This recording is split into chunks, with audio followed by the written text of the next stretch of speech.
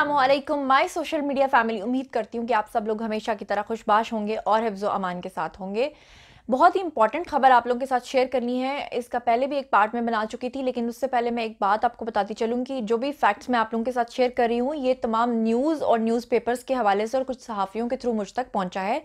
क्योंकि ये खबर बताने से पहले ये बहुत इंपॉर्टेंट है आपको बताना कि मेरा न्यूज़ का सोर्स क्या है। तो मैंने आपको बता दिया है कि तमाम अखबारात और न्यूज़ चैनल्स और कुछ सहाफ़ी हज़रात मेरे न्यूज़ का सोर्स हैं।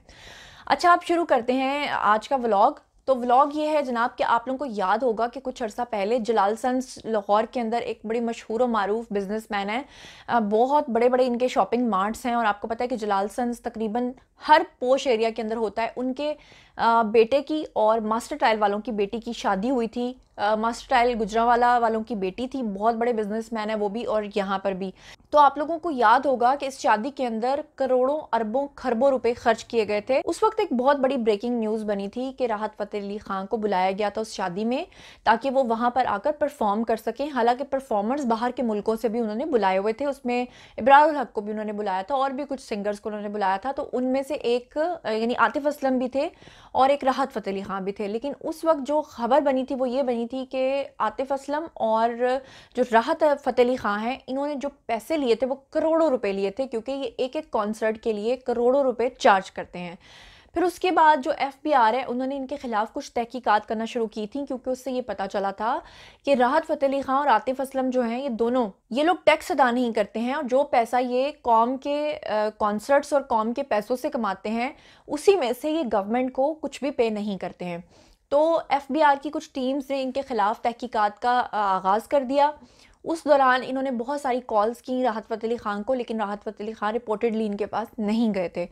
फिर जैसे जैसे इनके खिलाफ तहकीकात होती गई तो पता ये चला कि इन लोगों के मुबैना तौर पर बहुत ज़्यादा खुफिया अकाउंट्स थे जो पूरी दुनिया में इन्होंने डिफरेंट जगहों पर खोले हुए थे, जिसमें से दुबई के अंदर इनके बहुत सारे खुफिया अकाउंट्स थे और पाकिस्तान के अंदर भी थे। अच्छा, उन अकाउंट्स का मकसद क्या था? मकसद ये था कि जो पैसा भी ये लोग कमाते हैं, क्योंकि आपको पता है कि ये एक दिन में 3-3 4-4 कॉन्सर्ट्स भी करते हैं और हर कॉन्सर्ट के अंदर ये 1 से 2 घंटे की परफॉर्मेंस करते हैं। उस 1 से 2 घंटे की परफॉर्मेंस के जो पैसे ये चार्ज करते हैं वो करोड़ों रुपए होते हैं। अब हुआ ये कि जैसे ही पता चला कि जनाब ये तो टैक्स ही नहीं अदा करते, ये तो टैक्स ना दहंदगान में से शामिल हैं और पैसा ये अरबों खरबों में कमा रहे हैं, बाहर के मुल्कों से भी कॉन्सर्ट्स करके आते हैं, पाकिस्तान से भी पैसा कमाते हैं, प्राइवेट इवेंट से भी पैसा कमाते हैं, इंडोर्समेंट्स के भी पैसे कमाते हैं, कमर्शियल से भी ये पैसा कमाते हैं, तो उसके अकॉर्डिंगली ये लोग टैक्स अदा नहीं करते। ऐसी सूरत हाल में FBI ने राहत फ़तेह अली खान को कई बार नोटिस जारी किया, शो कॉज नोटिस जारी किया, लेकिन राहत फ़तेह अली खान पेश नहीं हुए।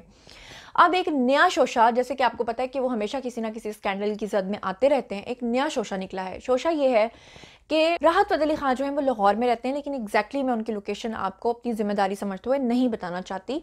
लेकिन उनकी जो बेगम साहिबा हैं वो डिफेंस लाहौर के अंदर जो फेज़ 5 है उसके करीब शॉपिंग कर रही थी, और वहाँ पर एक बड़ा मशहूर चौक है जिसको कहते हैं वतीन चौक। अब जो राहत फ़तेह अली खान साहब की मिसेज हैं, ये वहाँ पर गाड़ी में घूम फिर रही थी फेज़ 5 के बिल्कुल करीब, जो जहाँ पे मैंने आपको बताया कि वतीन चौक है। वहाँ पे एक्साइज एंड टैक्सेशन की टीम खड़ी थी ऑलरेडी, और वो लोगों की गाड़ियों के टोकन्स के हवाले से, उनके टैक्सेशन के हवाले से उनके कागजात चेक कर रही थी। अब अचानक उनकी जब नज़र पड़ी इस गाड़ी पे, तो उनको नहीं पता था, पहले रैंडमली उन्होंने इस गाड़ी को रोका और रोकने के बाद उन्होंने इनसे कागजात और इनके टोकन्स का मुतालबा किया। अब ये जो खातून है, इन्होंने जो अपना तारुफ करवाया, इन्होंने कहा आपको पता है कि मैं कौन हूँ? मैं निदा राहत हूँ, यानी मैं राहत फ़तेह अली खान की मिसेज हूँ, ताकि आप लोग मुझे जाने दें।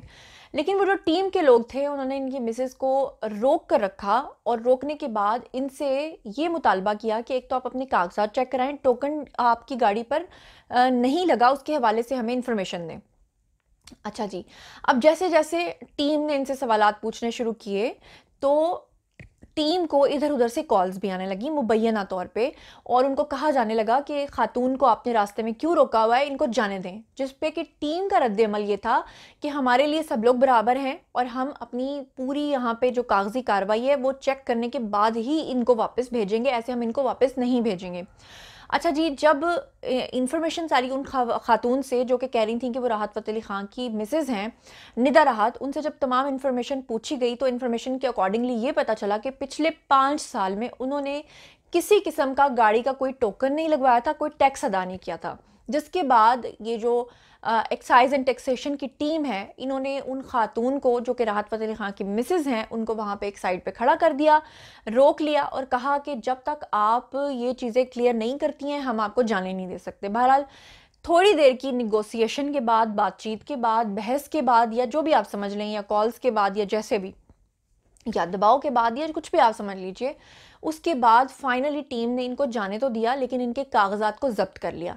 अब उस पे भी इनकी तरफ से थोड़ा दबाव आया कि आप मेरे कागजात को वापस करें, जिस पे कि उन्होंने कहा कि जब तक आप बैंक के अंदर ये तमाम चीज़ें पूरी नहीं करते, हम आपको तब तक आपके कागज़ नहीं देंगे। उसके बाद फाइनली वो जो खातून है वो वहाँ से रवाना हो गई। अब जो इन्फॉर्मेशन हम तक पहुंची है कि वो एग्जैक्टली टोकन की कितनी रकम थी, तो वो मैं आप लोगों के साथ शेयर करती हूँ। जो एग्जैक्टली हमारे सहाफ़ी के थ्रू हम तक पहुंची है वो है जनाब 1,32,000 रुपये के टोकन्स हैं, जो कि टैक्स नादहिंदगान की लिस्ट में ये लोग आते हैं, इसीलिए इनको रोका गया। अब इस सूरत हाल में दो तरह से चीज़ें रिपोर्ट की जा रही हैं। एक तरफ ये कि जी इतने बड़े लेजेंड की बीवी को सड़क पे रोक के उनके साथ नारवा सलूक किया गया, उनके साथ बहस की गई, और दूसरी तरफ ये है कि जी भाई उन्होंने टैक्स अदा नहीं किया था, वो पिछले 5 साल से गाड़ी इसी तरह से चला रही थी, टोकन नहीं थे गाड़ी के कागजात में, इसी वजह से उन्होंने अपने पास उनको रख लिया और खातून को भेज दिया। तो ये थी अब तक की सारी डिटेल्स जो मैंने आप लोगों के साथ शेयर की है। इस बारे में आप लोगों का क्या ख्याल है? अगर हम इस मुल्क के कौमी हीरो किसी को समझते हैं या उनको अपना समझ लें कि हम अपना स्टार मानते हैं, तो स्टार्स को भी चाहिए कि वो अपनी ज़िम्मेदारियां पूरी करें, क्योंकि इस तरह की हरकत या इस तरह की चीज़ें करने से उनका अच्छा इमेज नहीं आता। और जब हमारे स्टार्स ही इस हवाले से ऐसा करते हैं तो फिर आपको पता है कि लोगों के ऊपर उसका क्या इम्पैक्ट पड़ता है। तभी तो फिर अपोजिशन ये बात करती है ना कि बनी गाला का जो हमारे वज़ीर आज़म साहब हैं वो टैक्स अदा करते हैं चंद लाख रुपए, तो जब वो चंद लाख जमा कराएंगे तो जो हमारे मुल्क के बिजनेसमैन हैं वो, पंजाबी में माजरत के साथ कह रही हूँ, कि खे और कट्टा जमा करवाएंगे, वो कुछ जमा नहीं कराएंगे। और जब तक टैक्स जमा नहीं होगा हमारे अवाम भी खुशहाल नहीं होंगे। फिर जिस तरह रह रहे हैं फिर उसी तरह रहते रहें, जंगल का कानून तो वैसे ही चल रहा है। तो इस बारे में आप लोगों का क्या ख्याल है? कमेंट सेक्शन में आइए, शेयर कीजिए। मजीद खबरें, व्लॉग्स, इंटरव्यूज़ जानने के लिए मेरे साथ कनेक्टेड रहना हरगिज़ मत भूलिएगा। चैनल को सब्सक्राइब कर लें, साथ में जो बेल आइकन है उसे भी प्रेस कर लें ताकि टाइमली नोटिफिकेशंस आप तक पहुंच सकें। अपना बहुत बहुत ख्याल रखिएगा। अल्लाह निगहबान।